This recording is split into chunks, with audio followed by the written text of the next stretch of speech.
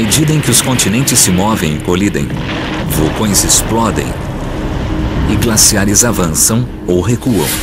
Forças titânicas estão sempre em ação, deixando uma trilha de mistérios geológicos.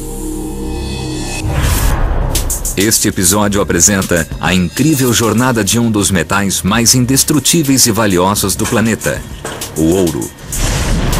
Tudo começou no espaço.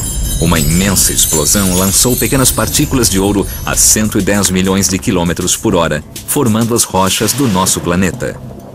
Como minúsculos fragmentos de ouro se acumularam até formar gigantescos depósitos, é um dos grandes mistérios da Terra.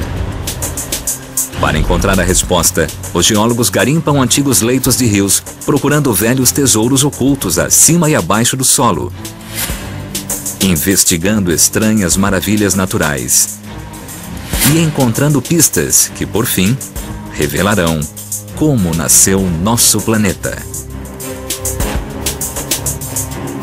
Os físicos descobriram que o rei dos metais foi produzido no espaço, muito antes do planeta Terra existir, há mais de 5 bilhões de anos.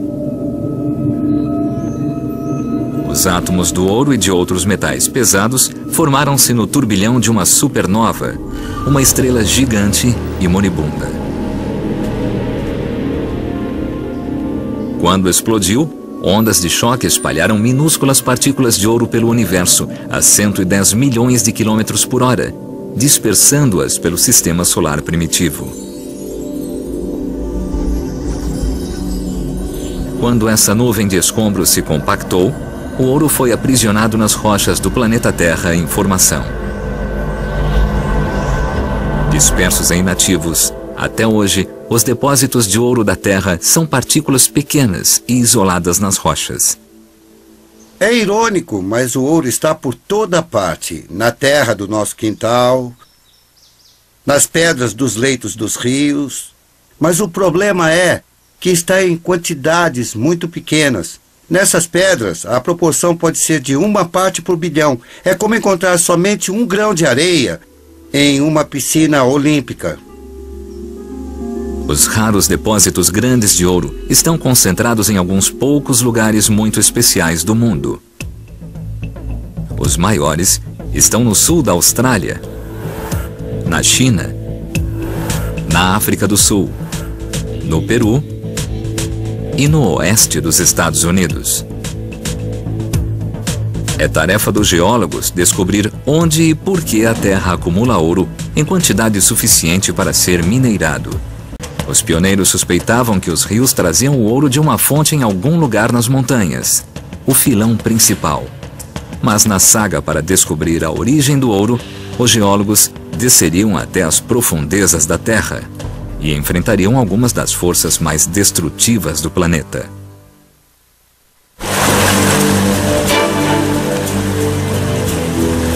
No século XIX, mineiros extraíram quase 2 toneladas de ouro dos cursos d'água e leitos de rios da Califórnia, no valor de mais de 80 bilhões de dólares. Mas esse ouro fácil não demorou a acabar. Eles precisavam encontrar a fonte do ouro, o filão principal, e partiram para as montanhas. Era isso que eles procuravam. Um grande veio de quartzo, cheio de ouro, e que se estende por quilômetros através dos campos. Eles conseguiram extrair milhões de gramas de ouro, de fontes como esta aqui. Com a descoberta do filão principal, o garimpo deixou de ser uma busca individual e se tornou um grande negócio. Centenas de minas brotaram em toda a Califórnia e empregaram milhares de homens. Descobrir que força geológica concentrou o ouro nas montanhas da Califórnia foi um enigma que desafiou os cientistas durante décadas. Em 1853, a mina Allegheny abriu em Sierra County, na Califórnia. Hoje tem mais de 1.000 metros de profundidade e 65 quilômetros de túneis, que levam a uma fatia especial de rocha na montanha. Aqui estou eu, no meio do veio do filão principal. Deve ter cerca de 12 metros de espessura e 800 metros de profundidade. Este é o veio de quartzo contendo ouro que os mineiros procuravam. O quartzo se forma a partir de um líquido que, quando se solidifica, de algum modo prende pedaços de ouro em seu interior. Está cheio de ouro. Se quebrarmos esse veio de quartzo agora, veremos pequenas quantidades de ouro dentro do quartzo. É uma incrível peça de quartzo. Podemos ver o ouro dentro dele. É muito brilhante, cintila. Existem pistas de como o ouro foi parar dentro do quartzo que foi depositado com o ouro. Pequenas bolhas de fluido estão presas dentro do quartzo. São vestígios de um curso d'água e de minerais que outrora geraram esse veio. A análise dessas bolhas de fluido revelou as condições extremas que criaram a jazida de ouro. O ouro era depositado a 315 graus centígrados. Era um fluido muito quente, quente mesmo, que trouxe o ouro e o quartzo até este local e resultou no veio. Mas ninguém sabia que força motriz criava esse fluido quente que transportava o ouro. Uma velha pedreira próxima contém uma pista. O veio de quartzo contendo ouro, aqui em marrom, está ladeado por estranhas rochas alteradas.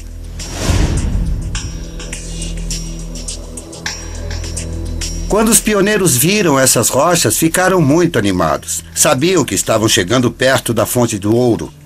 Viram que as rochas tinham mudado de cor e então chegaram ao filão principal, ao veio de quartzo, a fonte do minério de ouro. O veio de quartzo está comprimido entre essas rochas alteradas. E olhando para essas pedras, vemos que estão deformadas, estão levantadas, partidas, dobradas. Os veios se estendem por centenas de quilômetros do norte para o sul. Existem combinações similares de ouro, quartzo e rocha partida em toda a Califórnia. E, estranhamente, todas estão paralelas à costa. A imensa força que rompeu essas rochas também deve ter criado o fluido quente que transportou e concentrou o ouro. Mas qual era?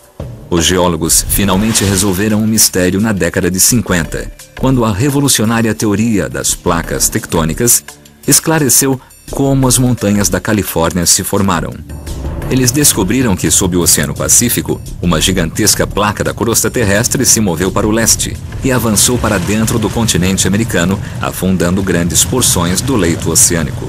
Suponha que esta pedra maior é a antiga América do Norte. Nos últimos 300 milhões de anos, o solo oceânico em expansão empurrou os oceanos e os sedimentos sobre o oceano contra a América do Norte e enfileirou os pedaços de solo oceânico e sedimentos do solo oceânico contra a costa oeste da América do Norte.